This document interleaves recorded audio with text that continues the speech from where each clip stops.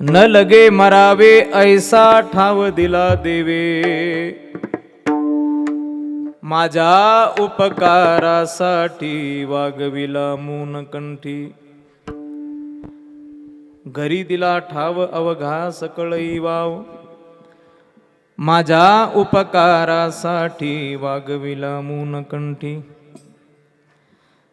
तुका म्हणे एके ठाई, केले माझे तुझे नाही. माझ्या उपकारासाठी वागविला मूनकंठी. समचरण सरोजम सांद्रणीलांबुदाभं जगननीत पाणिं मंडनं मंडनानं. तरुण तुलसी माला कंदरं कंजनेत्रं सदैधवलहासं विठ्ठलं चिंतयामि. कलावज्ञ जीवोदरार्थावतारं कलांकांक तेजोदिकामोदिवक्त्रं. कलानीशवादापनोदारदक्षं समाधिस्थमूर्तिं भजे ज्ञानदेवं. नमो सद्गुरु तुकया ज्ञानदीपा, नमो सद्गुरु सच्चिदानंद रूपा. नमो सद्गुरु भक्त कल्याण मूर्ती, नमो सद्गुरु भास्करा पूर्ण कीर्ती. गंगा विशुद्धं नितपादस्पर्शं सरोवेष्टितं चुंबितं पुण्यस्थानं. सराले स्थितं तं समाधिस्थमूर्तिं नमामि गंगागिरियोगिराजं. तपोज्ञान वैराग्य भक्ति स्वरूपं सदा अलंकृतं साधु संन्यास योगं. मुखे यस्य वेदांत शास्त्रार्थ नितिं. नमो नारायण गिरिं ब्रह्मस्वरूपं शुक्लं ब्रह्म विचारसार परमां. माध्यम जगद्व्यापिनी वीणा पुस्तकधारिणीं भयदां जाग्यन्धकारापः. हस्ते स्फाटिकमालिकां च ददतीं पद्मासने संस्थिता. वंदे तां परमेश्वरीं भगवती बुद्धिप्रदा शारदा. जिते ज्ञान विज्ञान संजीव होते, जिते योग विद्येस सामर्थ्य येते. जिथे मानवाला मिळे मोक्ष गाथा, तुझ्या पायरीशी सदा नम्र माता. तुझ्या मंदिरी आर्त जीवास तृप्ती, तुझ्या दर्शने लोक स्वानंद घेती. श्रुती धन्य झाल्या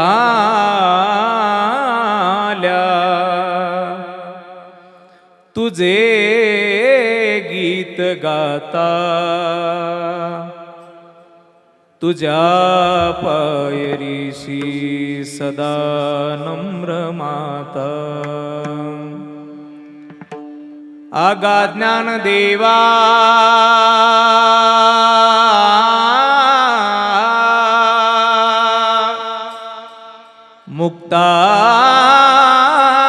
मुक्ताई परेशा, तुझ्या पायरीशी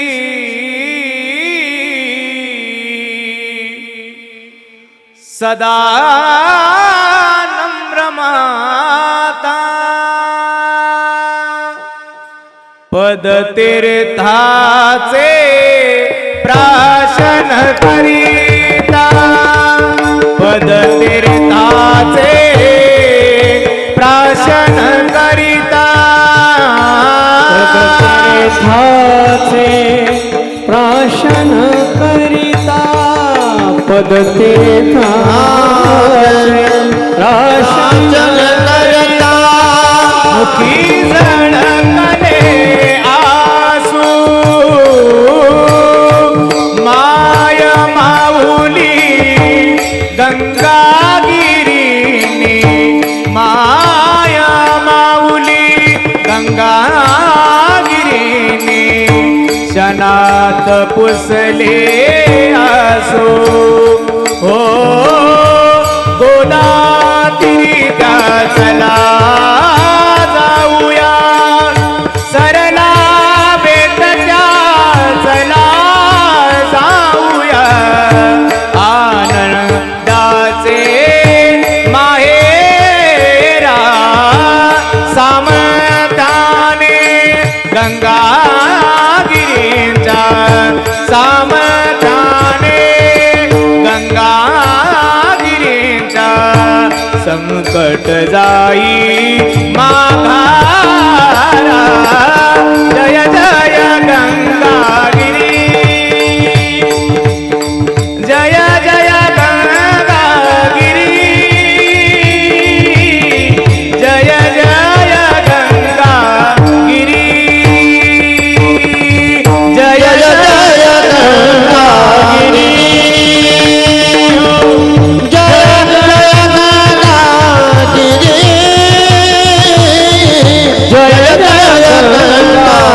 गंगागिरी.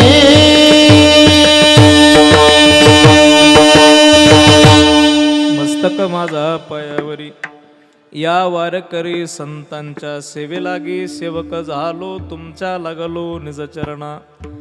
अहोजी स्वामी तुकया देवा, यावरी न करावा अवहेरू. न लगे मरावे, न लगे मरावे, ऐसा ठाव दिला देवे. माझ्या उपकारासाठी वागविला मूनकंठी.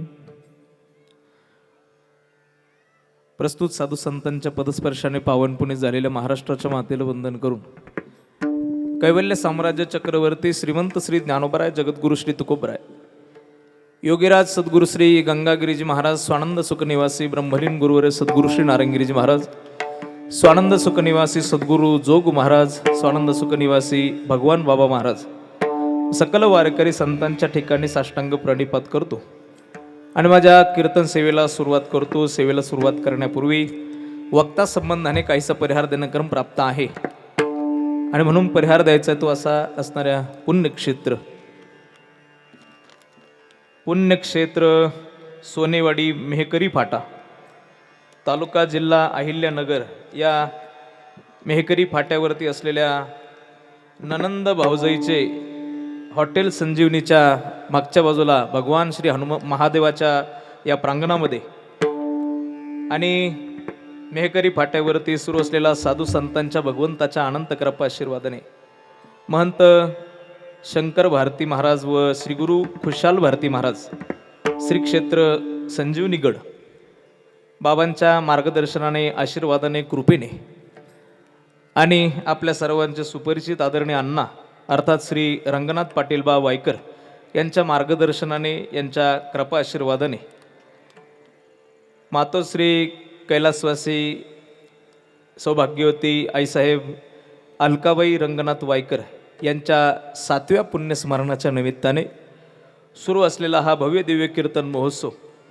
आणि या कीर्तन महोत्सवातील आजच्या दुसऱ्या दिवसाची कीर्तन सेवा आपल्या सर्वांच्या वतीने अर्थात वायकर परिवाराच्या वतीने मेहकरी फाटा या सप्ताहासाठी धावपळ करणारा त्या प्रत्येक व्यक्तीकडून आणि विशेष म्हणजे ज्यांच्या माध्यमातून आणि आपल्या आईवरचं एवढं अगाध प्रेम प्रगट करणारा हा व्यक्ती आदरणीय श्री सुधीर रंगनाथ वायकर सुधीर भाऊंच्या माध्यमातून या ठिकाणी येण्याचा योग आहे आणि म्हणून या सेवेसाठी मी या ठिकाणी उपस्थित आहे. खरं म्हणजे वारकरी संप्रदायाच्या अनेक कीर्तन सोहळ्यामध्ये सहभागी होण्याचा सद्भाग्य श्री गुरु माऊलींच्या कृपेने आम्हाला लाभतं, परंतु आईच्या निमित्ताने केला जाणारा पुण्यस्मरण सोहळा आणि तो आईच्या निमित्ताने पुण्यस्मरण सोहळा करत असताना तो इतका भव्य दिव्य असावा असं जर कुठे शिकायचं असेल तर ते मला वाटतं वायकर परिवाराकडेच यावं लागेल, तेव्हाच कळेल.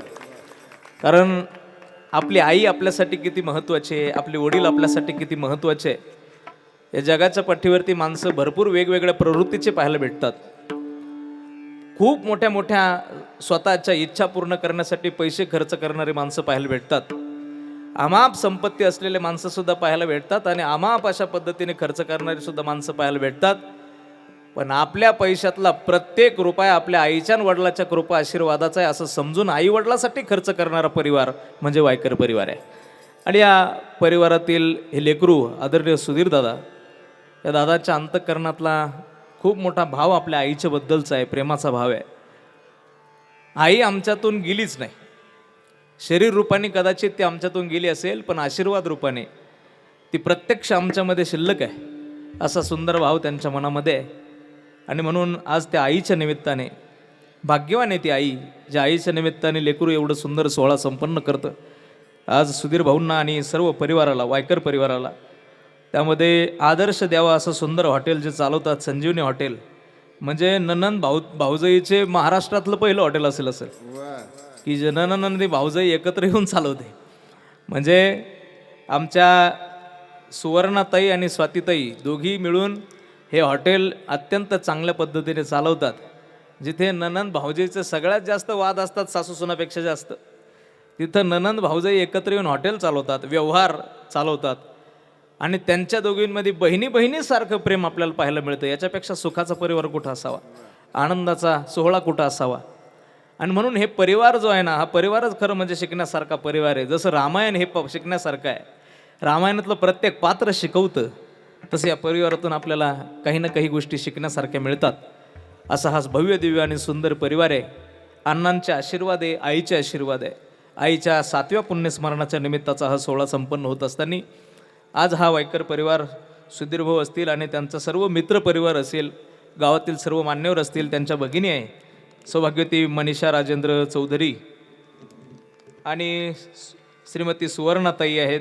त्याचबरोबर सुधीर भाऊंच्या पत्नी सौभाग्यवती स्वाती वहिनी आहेत आणि सर्व चिरंजीव सर्वज्ञ आहे आणि सर्वच हॉटेल संजीवनी परिवार आणि सर्वच सोनेवाडी ग्रामस्थ पंचकृषीतील सर्व वारकरी, आपण सर्व सगळे सोयरे आपल्या सगळ्यांच्या उपस्थितीमध्ये भव्य दिव्य सोहळा या ठिकाणी संपन्न केला जातोय. आज मलाही इथे येण्याचा जो योग आहे या परिवाराच्या माध्यमातून आहे. आणि आमचे मित्र सुधीर भाऊंच्या बरोबर तसं वयाचा खूप तफावत आहे त्यांच्यामध्ये, परंतु खूप पळपळ करणारं हे रत्न आहे, खूप पळपळ करणारं धावपळ करणारं रत्न आहे आमचे गोविंद महाराज फाळके आणि सर्वच परिवार. खरं तर गोविंददादासाठी एकदा जोरात टाळी वाजवा आणि सुधीर दादांसाठी, वायकर परिवारासाठी सुद्धा एकदा जोरात टाळी वाजवा. या सगळ्या परिवाराला लाख लाख धन्यवाद द्यावे तेवढे कमी आहे. माझ्यासारख्या कीर्तनकाराने येऊन भाकरी पक्की करण्यासाठी एखाद्याचं कौतुक करणं विशेष नाही दादा हो. परंतु आपल्या आईचा सोहळा करत असताना आणि 7व्या पुण्यस्मरण करत असताना आईच्या बद्दल बोलत असताना तो व्यक्ती थकत नाही की आमच्या आईने आमच्यासाठी किती कष्ट केले, आमच्या वडिलांनी आमच्यासाठी किती कष्ट केले. अरे आई जाऊन 7 वर्ष झाल्यानंतर आपल्या आईबद्दल आणि बापाबद्दल बोलणारा माणूसच पाहिला मी. 7व्या वर्षी तर लोक विसरलेले असतात 7व्या पुण्यस्मरणाला. आम्हाला आई होती आणि बापाही होते म्हणून. कलियुग आहे, 21वे शतक आहे, धावतं जग आहे. इथं पैशाकडे पाहून पळणारी माणसं आहेत, मोठेपणाकडे पाहून पळणारी माणसं आहेत. तिथे मागं वळून प्रत्येक क्षणाला आमची आई, आमचे वडील पाहणारा माणूस आहे. मला आनंद वाटला, कौतुक वाटलं सुधीर भाऊ भेटून तुम्हाला. असा व्यक्ती भेटणं म्हणजे प्रत्यक्ष पांडुरंगाला भेटण्यासारखं आहे बा. विठ्ठल विठ्ठल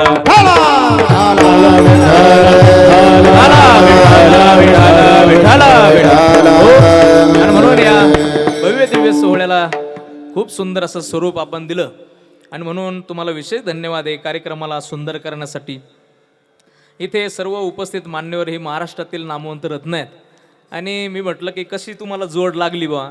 सुधीर भाऊ म्हटले यांना फक्त एक फोन करावा लागतो, बाकी काही बोलणं चालणं नाही, फक्त फोन करायचा आणि तारीख द्यायची. म्हटलं आता बोलण्या चालण्याशिवाय जग राहिलं नाही. पण ते म्हणे आमचे संबंध प्रेमाचे. म्हणजे असं प्रेमाचं नातं निर्माण करणारं वारकरी संप्रदायातली ही एवढी मोठी रत्न आहेत महाराज. सहजासहजी 1-2 दिवस कुठंतरी सप्ताहाला भेटणारी लोक आहेत. ही 5-5 दिवस सुधीर भाऊंच्या प्रेमासाठी, वायकर परिवाराच्या प्रेमासाठी इथे ताण मांडून राहतात, उपस्थित राहतात, आपला वेळ इथं देतात असे महाराष्ट्रातील नामवंत.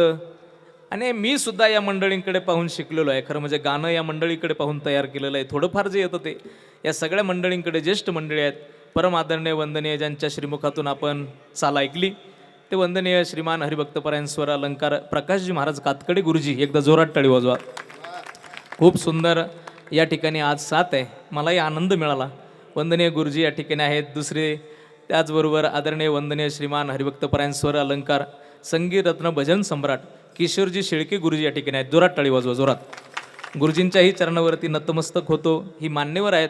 या सगळ्यांकडे पाहून आम्ही खरं म्हणजे मार्गदर्शन घेऊनच आम्ही पुढे चाललेलो आहोत. ही मान्यवर मंडळी आहेत, त्यांच्याही चरणावरती नतमस्तक होतो.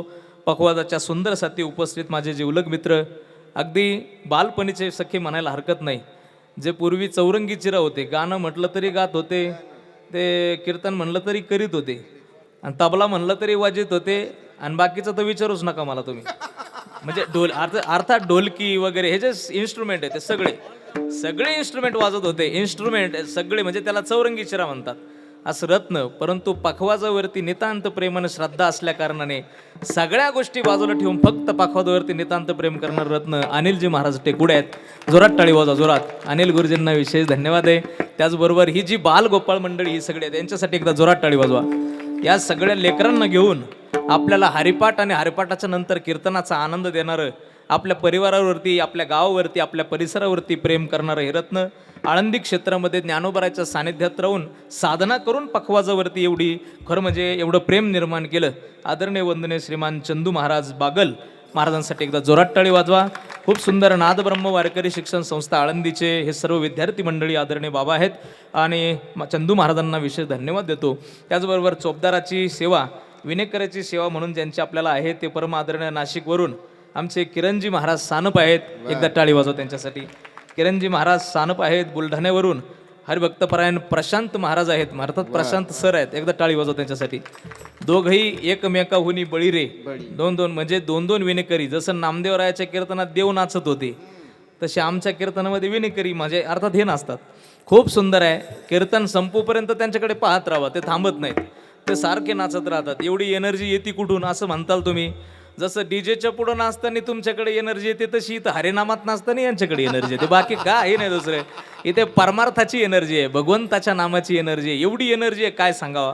त्या एनर्जीमध्ये त्या भगवंताच्या नामचिंतनात ही नृत्य करणारी माणसं आहेत. आपल्या सगळ्यांच्या चरणावरती नतमस्तक होतो आणि आमच्या सगळ्यांचा लाडकं रत्न, आमच्या सगळ्यांचा आवाज तुमच्यापर्यंत अत्यंत सुंदर अशा पद्धतीने पोहोचवणारे आमच्या सोमनाथ दादा. एकदा जोरात टाळी वाजवा. खूप सुंदर असं साऊंड आहे, भव्य दिव्य लाइटिंग आहे, एवढी सुंदर व्यवस्था आहे. महाराष्ट्रातलं हे असं रत्न आहे की यांचं नाव घरून जरी ऐकलं तरी कीर्तनकार हसत निघतो. चला आज टेन्शनच नाही, कारण साऊंड म्हणजे आता कीर्तनकाराचं जीवन झालं महाराज. या साऊंडला उत्तम साऊंड ऑपरेटर लागतो आणि सोमनाथ दादा हे महाराष्ट्रातलं एक नामवंत रत्न आहे. त्याचबरोबर वारकरी कीर्तन रंग हा जो यूट्यूब चॅनल आहे, व्हिडिओ क्वालिटीचे असेल, व्हॉईस क्वालिटी असेल, आवाजाची क्वालिटी असेल, या सगळ्या गोष्टीमध्ये महाराष्ट्रभर वारकरी संप्रदायाचं जे या सोशल मीडियाच्या माध्यमातून अत्यंत उत्तम असं कार्य, मग फेसबुक पेजच्या माध्यमातून असेल, यूट्यूबच्या माध्यमातून असेल आणि इंस्टाग्रामच्या माध्यमातून असेल, या सगळ्या माध्यमातून जिथे जिथे आपल्याला पोहोचता येईल, जाता येईल, वारकरी संप्रदायाचे उत्तम विचार पोहोचवता येतील, असं चांगलं कार्य जिथे करता येईल तिथं वारकरी वारकरी रंग तर हे यूट्यूब चॅनल आहे. या यूट्यूब चॅनलच्या माध्यमातून आमचे दादा अत्यंत सुंदर अशा पद्धतीची शूटिंग या ठिकाणी करून हा कीर्तन सोहळा, हा सप्ताह आपल्या सगळ्यांना वर्षानुवर्ष पाहता येईल अशी सुंदर व्यवस्था करताय. त्यांच्यासाठी एकदा जोरात टाळी वाजवा. सगळ्यांच्या चरणावरती आता नतमस्तक होतो. मला अगदी लग्नात सुद्धा नव्हती इतकी सुंदर वरात काढली, त्यांची सुद्धा मनापासून आभार व्यक्त करतो. अत्यंत सुंदर अशा पद्धतीची वरात काढली. या सगळ्या मान्यवरांच्या चरणावरती कोटी भावाने वंदन करतो. आजच्या या कीर्तनाच्या माध्यमातून संजीवनी गडाचे महंत परमवंदनीय सोहम भारतीगिरीजी महाराज या ठिकाणी उपस्थित आहे. बाबांच्या चरणावरती कोटी भावाने वंदन करतो. त्याचबरोबर दुसरं रत्न चांद बिबी महाल घाटातील असलेलं जे मारुती मंदिराचे सेवालालजी बाबा या ठिकाणी आहेत. बाबांच्याही चरणावरती नतमस्तक होतो. सर्वच मान्यवर आहे. आता कुणाकुणाचं नाव घ्यावं, कुणाकुणाचं ठेवावं असं आहे. आपल्या सगळ्यांच्या चरणावरती नतमस्तक होतो. आणि आता जर कोणाचं नाम माझ्याकडून राहिलं असेल तर मायबापाचं अंतःकरण करून मला माफ करा. आपल्या सगळ्यांच्या चरणावरती भावना व्यक्त करतो आणि देवाची शपथ घेऊन सांगतो, मी पुढच्या वेळी आलो की तुमचं नाव घेईन, 100% घेईन. फक्त काय केला मला तारखा देत राहा अशा वरच्यावर, म्हणजे तुमची नावं देण्यात राहतील, बाकी काय दुसरं. आपल्या सगळ्यांच्या चरणावरती पांडुरंग रुक्मिणी समजून नतमस्तक होतो. कीर्तनाकडे वळतो. विठाला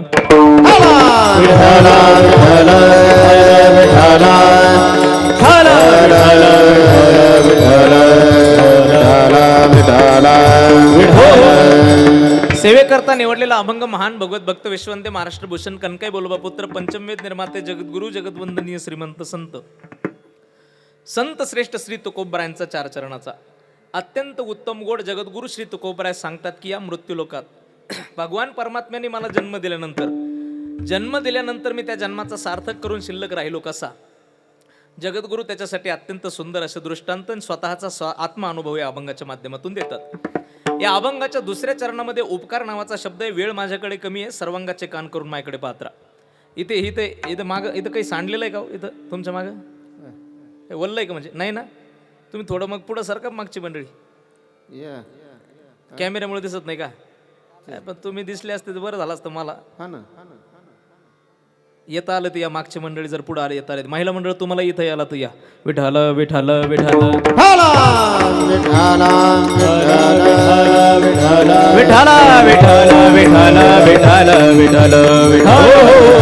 अभंगाच्या दुसऱ्या चरणामध्ये उपकार नावाचा शब्द आहे. माझ्याकडे पहा.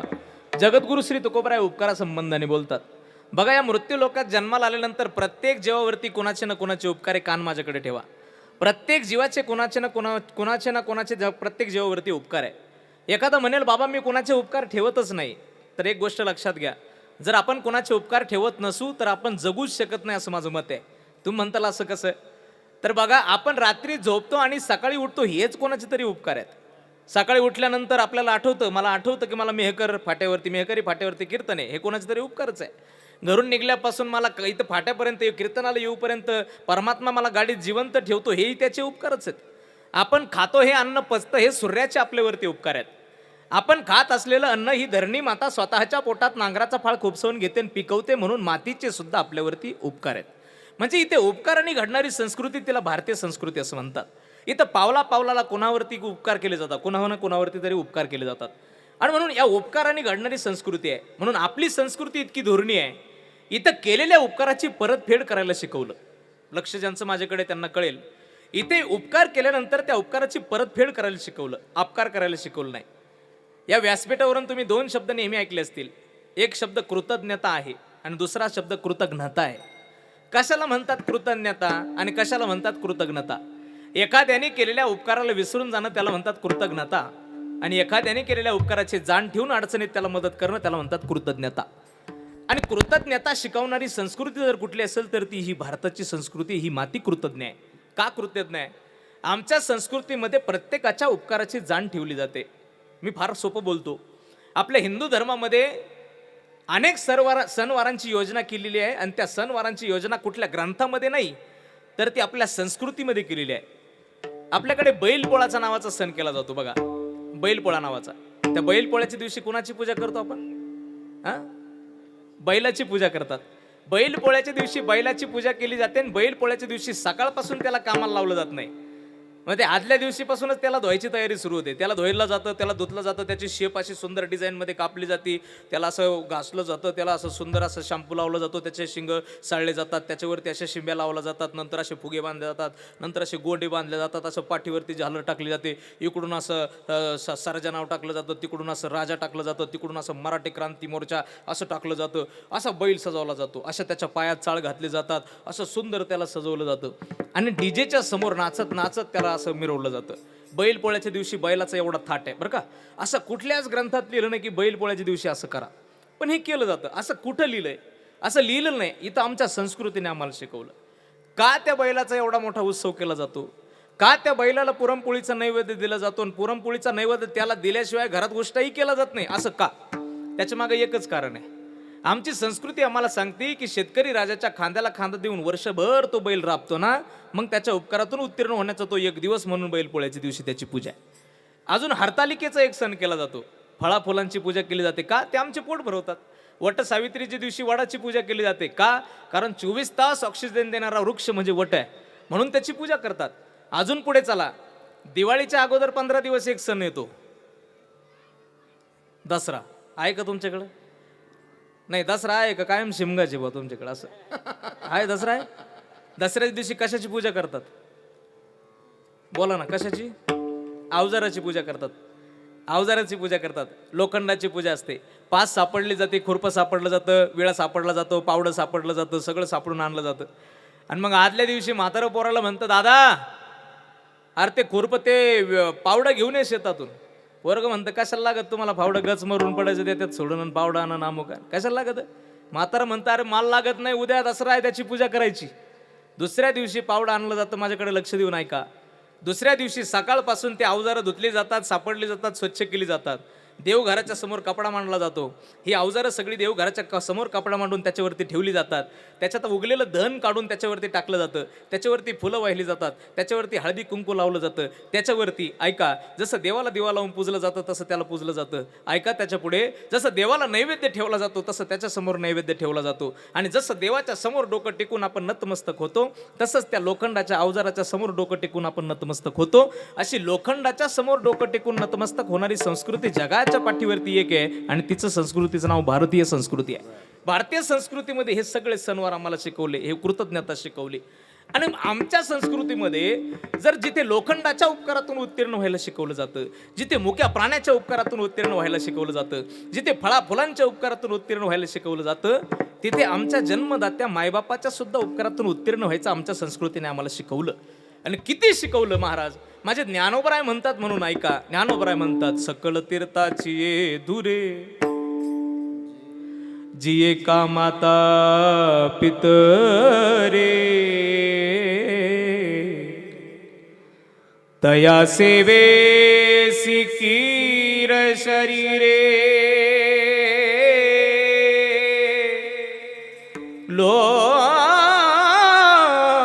कीजे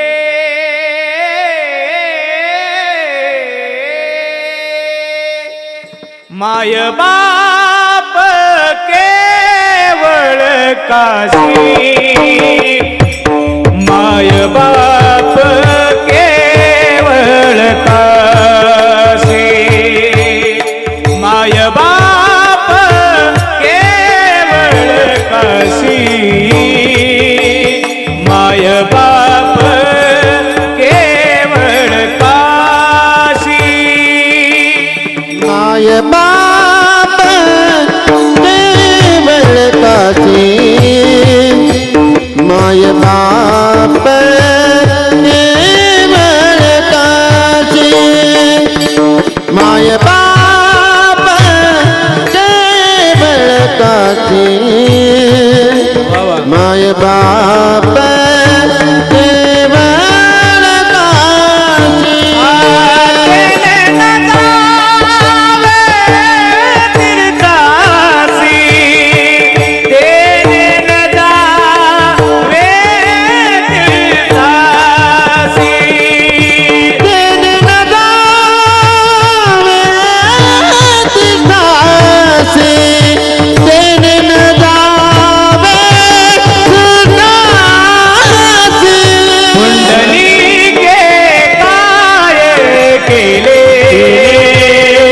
पुंडली गे गायके पुंडली गे गायके पुंडली गे गायके पुंडली के गायके पुंडली के गायके पुंडली के गायके पुंडली के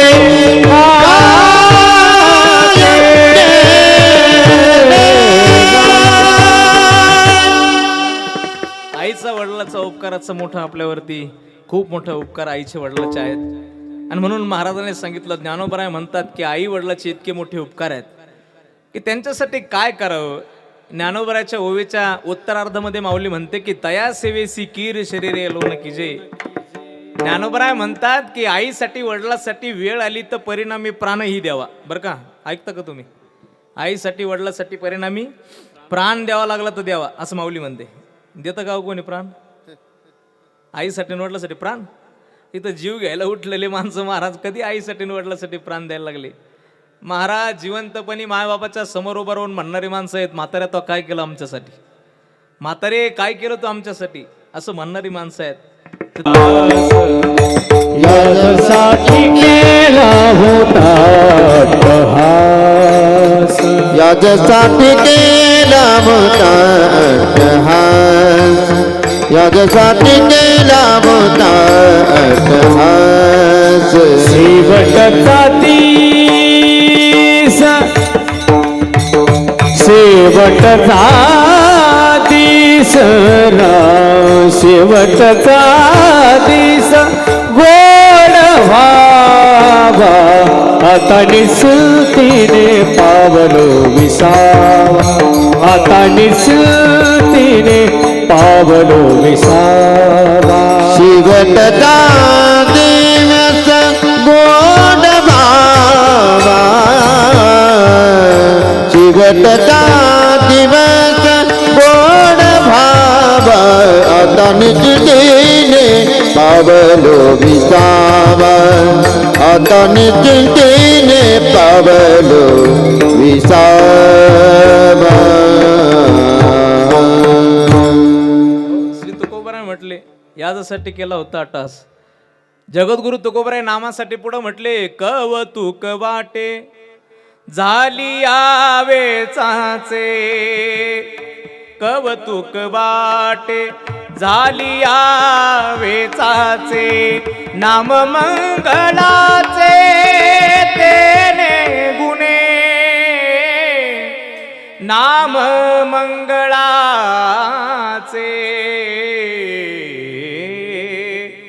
तेने गुणे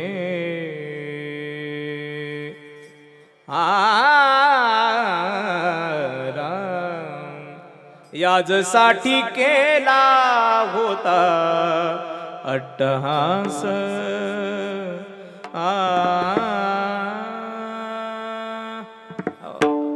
समाधान वाटत असेल समाधान आईला. आणि म्हणून असा कृतज्ञता सोहळा आईसाठी करणारा हा परिवार आहे.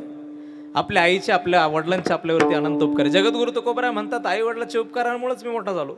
तुकोबरायचं चरित्र पहा. जगद्गुरु श्री तुकोबरायच्या चरित्रामध्ये येत नाही आईची वडिलाची सेवा किती आहे. विश्वंभर बाबांपासूनची तुकोबरायची परंपरा येते आणि तुकोबरायच्या परमात्म्याचं मोठेपण येतं, परमार्थाचं मोठेपण येतं. पण श्री तुकोबराय म्हणतात हा परमार्थ आणि या परमार्थाने मी मोठा होताना दिसतो, पण याच्यामध्ये माझ्या आईचे वडिलांची मोठे उपकार आहेत, कृपा आहे. माझे वडील होते, माझी आई होती, तोपर्यंत मी त्यांची नितांत सेवा केली आणि सेवेने मोठा झालो. हा जो संस्कार परमार्थाचा पुढे चालला ही कृपा कोणाची आहे? माझ्या वडिलाची. मेरा सिगा देवा तुझी चरण सेवा पांडुरंगा. तुझ्या चरणाच्या सेवेचा हा संस्कारच आईचा आहे, तुझ्या चरणाच्या सेवेचा हा संस्कार वडिलांचा आहे. विश्वंभर बाबांपासूनच्या परंपरेचा हा संस्कार घेऊन मी पुढे चाललो, उगाच मोठा झालो नाही. आणि मग अखंड केलेल्या परमात्म्याच्या भजनाने, अखंड केलेल्या आईच्या वडिलाच्या सेवेने या जगाच्या पाठीवरती परमात्म्याने मला काय दिलं. तुकोबराय म्हणतात आजवर जगाच्या पाठीवरती कोणालाच दिलं नाही असं मला दिलं. असं काय दिलं तुकोबराय? हे सगळं प्रपंच तुमचा फाटलेला दिसतो, कुणीतरी तुकोबराच्या जवळ उभं राहिलं आणि तुकोबरायला म्हटले असं काय दिलं तुम्हाला? परमार्थ करा, परमार्थ करा, भजन करा, भजन करा, तुम्ही जगाला ओरडत सांगता. आहे काय तुमचं? तुमची स्त्री एक अन्न करता मेली, तुमचा मुलगा गेलाय, दावणीवरची जनावरं गेली, तुमचे धान्य कोठारं लोकांनी लुटून नेलंय, तुमच्या गळ्यातला विना सोडून तुमच्याकडे काही राहिलं नाही, आणि तुम्ही म्हणतात भजन करा, भजन करा, आणि भजन सगळं देतं. काय दिलं काय? तुमच्याकडे तर काहीच नाही, फाटले तुम्ही. तुम्हाला काय दिलं ते सांगा, मग आम्ही करतो परमार्थ. मग तुकोबराय हसून त्या लोकांकडे पाहून म्हणतात, अरे राजा, मला जे दिलं ना हे तुम्हाला कळायचं नाही. तुकोबराय म्हणतात, मला जे दिलं ते तुम्हाला कळायचं नाही. मग माणसं म्हणतात, असं नेमकं दिलं काय तुम्हाला, आम्हाला दिसत कसं नाही? तुकोबराय म्हणतात, ती नजर पाहिजे ना, कारण मला जे दिलं ते लौकिकातलं दिलं नाही, मला जे दिलं ते अलौकिकातलं दिलंय, आणि अलौकिकातलं पाहण्यासाठी अधिकार लागतो. असं काय दिलं तुकोबराय? तुकोबराय म्हणतात, या मृत्यू लोकात जन्माला आलेला प्रत्येक जीव मरेल, पण मी मरणार नाही असं मला दिलं. न लगे मरावे अभंगाच्या पहिल्या चरणामध्ये. न लगे मरावे, न लगे मरावे, न लगे मरावे, ऐसा भाव दिला देवे, ऐसा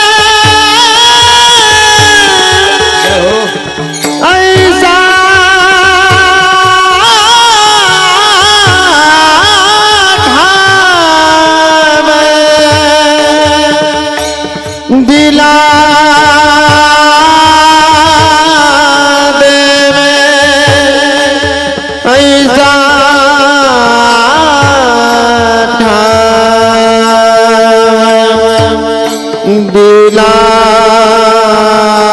देवे, ऐसा दिला देवे, ऐसा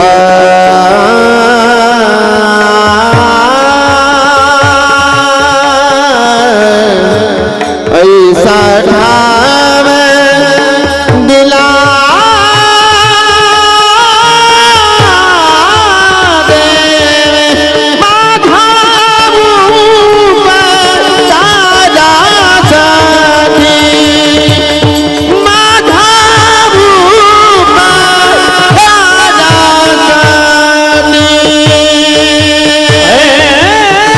ऐसा ठाव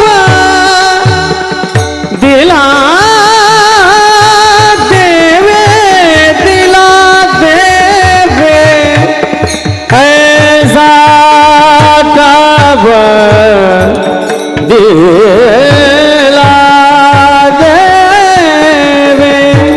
ऐसा ठाव दिला देवे, ऐसा ऐसा ठाव दिला देवे,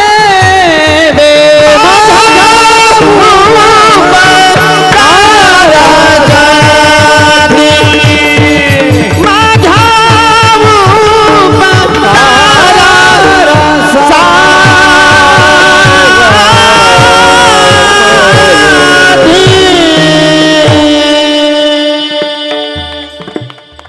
जोरात टाळी वाजवा, जोरात जोरात. धन्यवाद तुम्हाला. नाही वाजवली का? परत एकदा जोरात टाळी वाजवा महाराजांसाठी. धन्यवाद तुम्हाला, धन्यवाद. कलाकार की जान तालियों में होती है. तुम्ही टाळी वाजवल्याने बरं वाटत. काय वाटत? बरं वाटत. स्फुरण येतं, त्याला काय म्हणतात? स्फुरण येतं. काय येतं? पुरण नाही, स्फुरण येतं. म्हणजे अजून चांगलं वाटतं, अजून काहीतरी चांगलं म्हणा वाटतं. खूप सुंदर महाराजांनी चाल केली. न लगे मरावे ऐसा ठाव दिला देवी. महाराज म्हटले की मला परमात्म्याने असा ठाव दिला की आता मला मरावं लागणार नाही, आणि या जगात असा जीव नाही की जो मेले वाचून राहणार नाही. येथे उर नाही आले अवतार, एरती पामर जीव किती, एरती पामर जीव किती. येथे उर नाही आले अवतार, प्रत्येक जण मरणार आहे आणि तुकोबराय म्हणतात मला मरावं लागणार, न लगे मरावे ऐसा ठाव दिला देवे.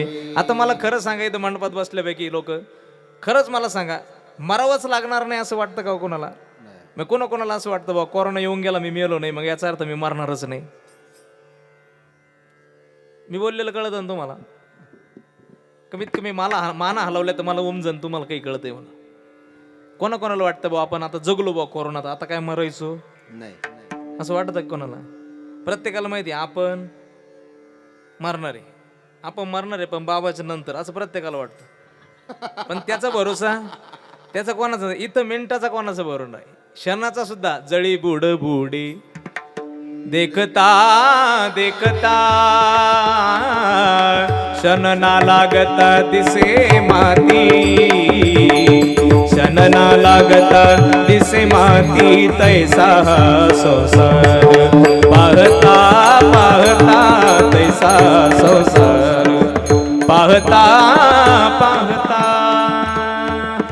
नाही का? इथं क्षणाचा मिनिटाचा कोणाचा भरोसा नाही. आणि अशा मृत्यू लोकांमध्ये जगद्गुरु तुकोबराय म्हणतात मला मरावं लागणार नाही. आणि आहे ना तुकोबरायची तशी परिस्थिती जी आहे, धन्य तुकोबा समर्थ, धन्य तुकोबा समर्थ, धन्य तुकोबा समर्थ, धन्य तुकोबा समर्थ, धन्य तुकोबा समर्थ, धन्य तुकोबा समर्थ, धन्य तुकोबा समर्थ,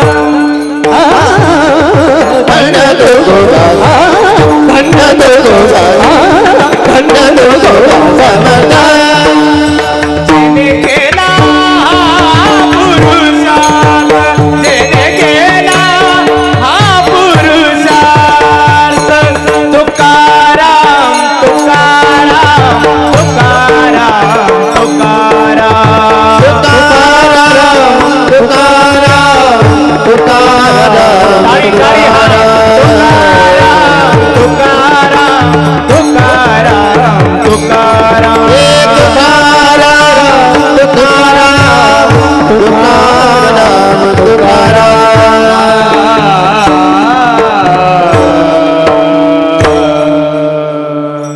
नाम घेता कापेयम, नाम घेता कापेयम, नाम घेता कापेयम, नाम घेता कापेयम, यम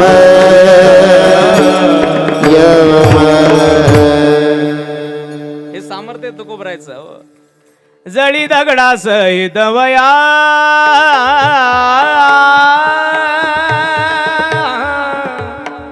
रे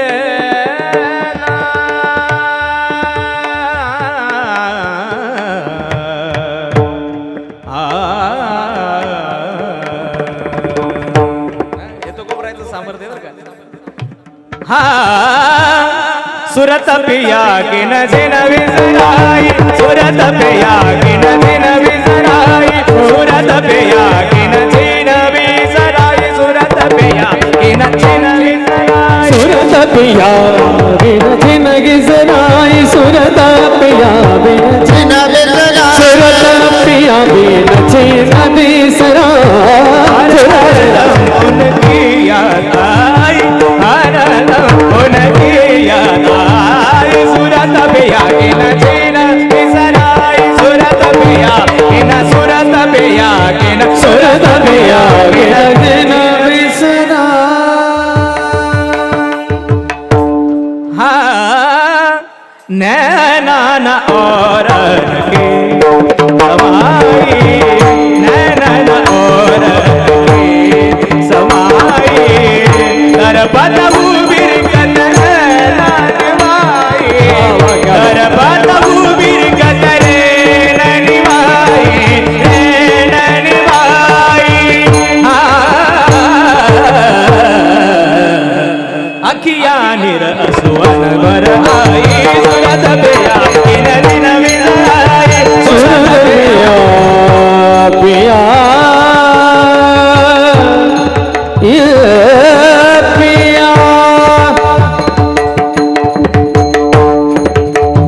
सुरत पियागिन सुरत पियागिन सुरत पियागिन छिन विसरा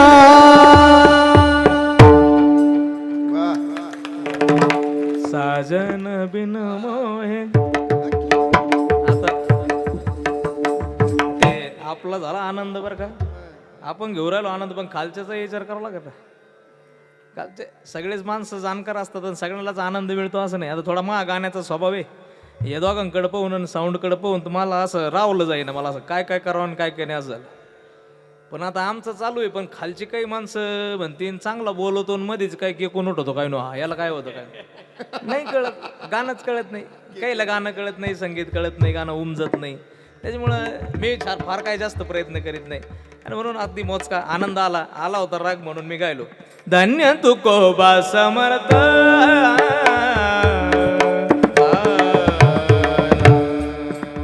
हा तुकोबराचा पुरुषार्थ आहे. तुकोबरा म्हणतात उगाच नाही, परमात्म्याचं अखंड भजन आहे. किती अखंड जया तुझी प्रीती, अखंड जया तुझी प्रीती, अखंड दया तुझी प्रीती, अखंड दया तुझी प्रीती. मग दे दयाची संगती, मग दे दयाची संगती, दयाची संगती, मग दे दयाची संगती. हे मग मी कमळापती तुझवानाने कंटाळा, मग मी कमळापती तुझवानाने कंटाळा, मग मी कमलापती तुझवानाने कंटाळा, मग मी कमलापती तुझवानाने कंटाळा. हे अखंड भजन केल्याचा परिणाम आहे. जगद्गुरु तुकोबराय म्हणतात या मृत्यू लोकात शिल्लक राहणं सोपं नाही. ज्ञानोबराय म्हणतात या मृत्यू लोकात शिल्लक राहणं सोपं नाही, पण शिल्लक दोन गोष्टीने राहता येतं. मायबापावनो ऐका माझं, शिल्लक दोन गोष्टीने राहता येतं. पहिलं शिल्लक राहता येतं काहीतरी जगासाठी करून, आणि दुसरं शिल्लक राहतं येते मृत्यू लोकात अमर होऊन. अमर होणं तुमच्या आमच्या हातात नाही, पण शिल्लक राहणं चांगली कीर्ती करून आमच्या हातात आहे. ऐका ऐका ऐका, या मृत्यू लोकात जन्माला आलेला प्रत्येक जीव शिल्लक राहू शकत नाही. या मातीचं वैशिष्ट्य आहे, इथे रक्तासाठी जगलेल्या माणसाला समाजाने कधीच लक्षात ठेवलं नाही, पण रक्तासाठी मातीसाठी जगलेल्या माणसाला समाज कधी विसरलाच नाही, आणि रक्तासाठी जगलेल्या माणसाला समाजाने कधी लक्षात ठेवलं नाही. आणि म्हणून रक्तासाठी जगणारे माणसं अनेक आले आणि कितीतरी गेले. ऐका, आजा मेला पंजा मेला बाप मसना गेला, देखत देखत नातू पंतू, देखत देखत नातू पंतू तोही तैसा झाला, देखत देखत नातू पंतू तोही तैसा झाला. उठ उठ जगपाशी भय आले मोठे, पंढरी वाचोनी तुझा ठाव नाही कोठे. त्याच्याशिवाय नाही. इथं प्रत्येकाला जन्माला येऊन एक दिवस मारावं लागेल, पण शिल्लक राहायचं असेल तर छत्रपती शिवरायांसारखी कीर्ती करावं लागेल. विठाला विठाला विठाला. काय होत असं, काय होत असं. 8वा 16वा शतक आहे, 4 बाजूने तुमच्या आमच्या मुघली सल्तनती आपल्या मानेवरती थया नाचत होत्या. 12व्या शतकामध्ये ज्ञानोबराय आदी करून संत होते, तेव्हा सगळ्यात पहिली सत्ता आपल्यावरती आली होती. अल्लाउद्दीन खिलजी नावाचा राक्षस आपल्या मातीवरती चालून आला होता आणि आया बहिणींची आबरू लुटायला सुरुवात केली होती, महाराष्ट्र लुटायला सुरुवात केली होती, मंदिरं उद्ध्वस्त करायला सुरुवात केली होती, आपले मंदिरं, आपले देवता, आपले धर्म, आपले ग्रंथ बुडवायला सुरुवात केली होती. अरे 12व्या शतकापासून अत्याचार आपण सहन करत होतो. 13वं 14वं शतक गेलं, 15व्या शतकामध्ये नाथबाबा आले. नाथांनी पुन्हा जागरण करून समाजाला एकत्र करण्याचा प्रयत्न केला. समाज एक होऊ लागला तर परत आपल्यावरती फ्रेंच आले, डच आले, नाही का, इंग्रज आले, आपल्यावरती अनेकांनी राज्य केलं.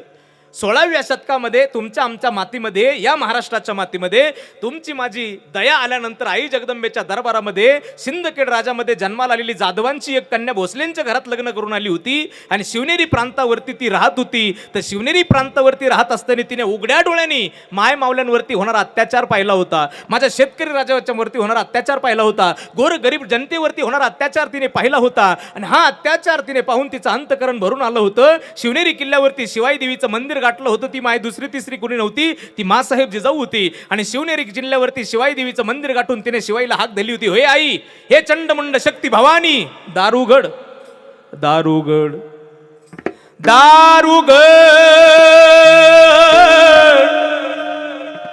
दारुगड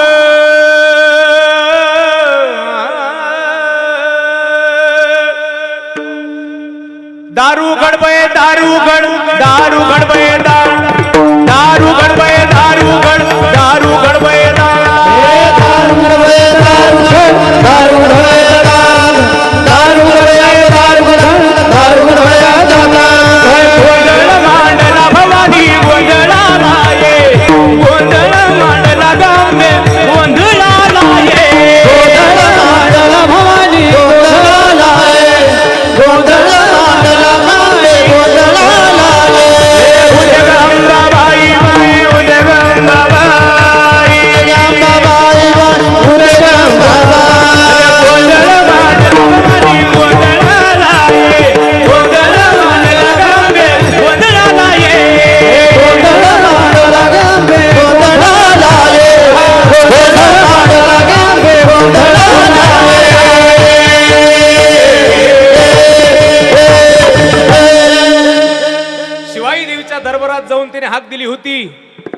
मावसानी पदर पसरला होता, गर्भामध्ये बाळ वाढत होतं. जिजाऊ म्हटले होते, हे आई चंडमुंड शक्ती भवानी, दार उघडावं लागेल तुला. हे आई, या रयतेवरती होणारा अत्याचार संपावं लागेल. माय, तुला यावं लागेल, कृपा करावी लागेल.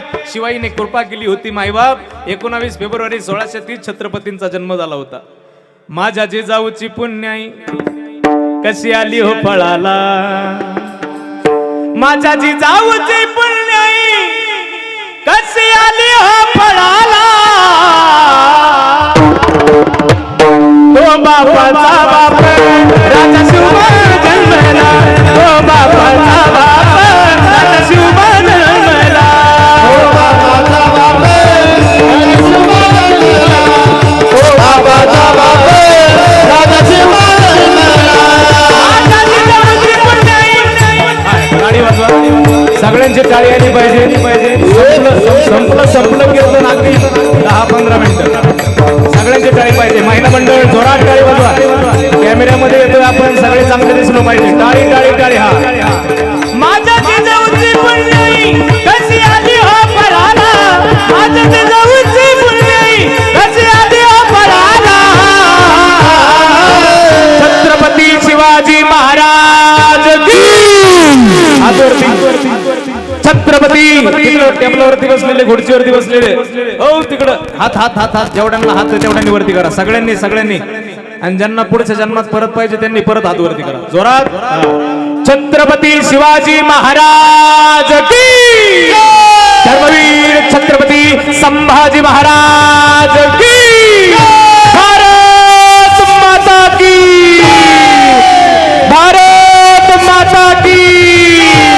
तो बापाचा बाप राजा शिवबा जन्मला, तो बापाचा बाप राजा शिवबा जन्मला, ओ बाबाचा बाप राजा शिवबा जन्मला, ओ बाबाचा बाप राजा शिवबा जन्मला. आज्ञा होती जिजाऊची, शपथ दिली स्वराज्याची. आज्ञा होती जिजाऊची, शपथ दिली स्वराज्याची. धर्मरक्षणाची शिकवण जगत गुरु तुकोबाची, धर्मरक्षणाची शिकवण जगत गुरु तुकोबाची.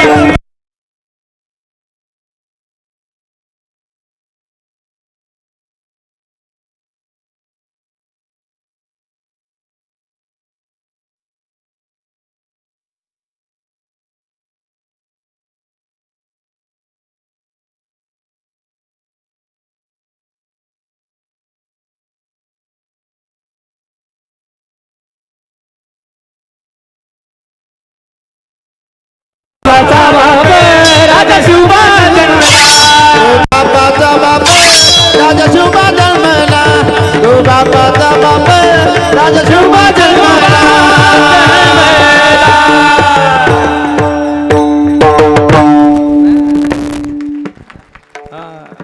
19 फेब्रुवारी 1630 छत्रपती शिवरायांचा जन्म झाला. आणि दृष्टा चळका पसटला. राजा जन्माला आलं तर स्वराज्याचे स्वप्न जिजाऊंच्या अंतःकरणातलं जागृत व्हायला लागलं. अरे वयाच्या 9व्या वर्षी राजाने क्रांती करायला सुरुवात. रांझ्याच्या पाटलाने, बाबाजी बिन भिकाजी गुजर पाटलाने एका अबला नारीचा बलात्कार केला आणि तो बाप पळत आला. आऊसाहेब, हो कुंपणानं शेत खालं, हो कुंपणानं शेत खालं. आऊसाहेब, अरे ज्या पाटलाने गावचं रक्षण करावं तो पाटील अब्रू लुटता झाला. आऊसाहेब कुणाकडे जावं. जिजाऊंनी छत्रपतींकडे पाहिलं. 9 वर्षाच्या राजांनी सैनिकांना पाठवलं, जा रांझ्याच्या पाटलाला घेऊन या. बाबाजी बिन भिकाजी गुजर पाटलाच्या दरबारात सैनिक घोड्यावरून खाली उतरले. पाटील, पाटील, राजांनी बोलवलंय तुम्हाला गाड्यावरती.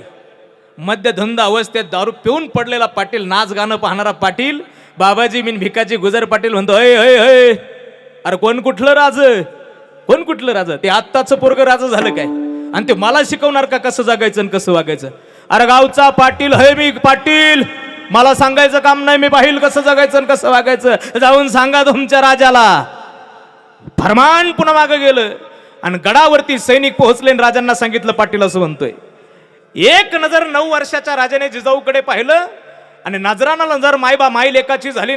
छत्रपती शिवरायांनी सांगितलं, जा रांझ्याच्या पाटलाला चौरंगा करून टाका. काय करा? चौरंगा कळतो का तुम्हाला? हे असे गुडघ्यापासून पाय आणि गोट्यापासून हात काढून टाका, म्हणजे चौरंगा करा.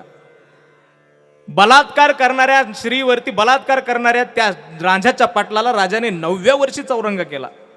अशी एक शिक्षा जर आजच्या काळामध्ये या हरामखोरांना बलात्कार करणाऱ्यांना झाली ना, तर या नालायकांची एक नजर वर करून पाहण्याची सुद्धा हिंमत होणार नाही आमच्या मायमाऊलींकडे. असे कापले पाहिजे, कापले, ठेवायचे नाही, कामाचे नाही. हे हलका टावला ते जन्माला घालायचंच कशाला. हे मालेगावमध्ये एक प्रकरण घडलं आता 4 महिन्यापूर्वी. 5 वर्षाच्या पुरीवरती 25 वर्षाच्या कार्ट्याने त्या हरामखोराने बलात्कार केला. हे असे पिलावळ जन्माला घालण्यापेक्षा ती मायबाप वांज राहिले असते, बरं झालं असतं. काय त्या दुसऱ्याच्या लेकीचा अपराध आहे 5 वर्षाच्या पोरीचा महाराज, त्या पोरीवरती अतिप्रसंग करावा. हे खरात नावाचं प्रकरण आहे. माणसं शेण खातात का? शेण खातात. खरातने असं केलं, ह्या माणसाने तसं केलं, त्या माणसाने तसं केलं. आपल्याला अक्कल नाही का? आपण काय करतो तिथं जाणारे काय अडाणीत का माणसं? हे आता कीर्तनातून बोलण्याची कोणी हिंमत करत नाही. पण आपण काय करतो हे आपल्याला कळलं पाहिजे. आपण नेमकं अन्नच खातो का शेण खातो बुवा, आपल्याला समजलं पाहिजे. अडाणी माणूस दिसतो का तिथे एखादा तरी? असं काम करून पैसे देणारा माणूस. सगळे श्रीमंत, एज्युकेटेड, शिकलेले माणसं. शिक्षण नेमकं काय? शिक्षण आपल्याला काय शिकवतं काय? अरे याच्यासाठी, या सगळ्या गोष्टी न करण्यासाठी शिक्षणाबरोबर जर कधी त्या मायबापांनी त्या पोरांना संस्कार दिले असते ना, तर ते पोरं फक्त सुशिक्षित झाले नसते, तर ते सुसंस्कारित झाले असते. आणि ते सुसंस्कारित झाले असते तर परत संतांच्याच चरणावरती त्यांनी विश्वास ठेवला असता, अशा भोंद्यांच्या चरणावरती ठेवला नसता. विठाल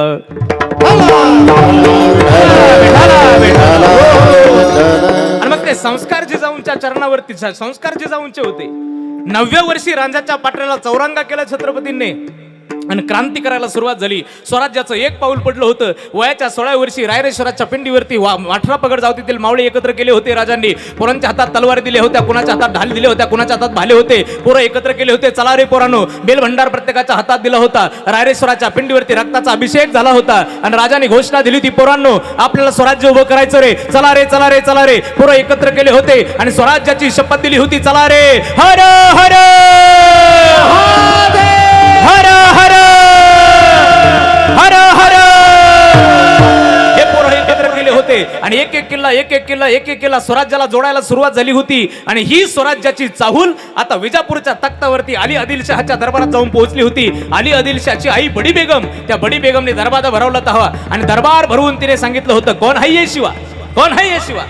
अरे महाराष्ट्राच्या मातीमध्ये आपल्या 4 तख्ती आहेत, 4 मुघली सल्तनती आहेत, तरी सुद्धा हा शिवा जन्माला आला कुठून? कोण आहे हा शिवा? स्वराज्याचं स्वप्न पाहतो, स्वराज्याचं स्वप्न दाखवतो. पकडून आणा, मारून आणा, जसं आणता येईल तसं आणा.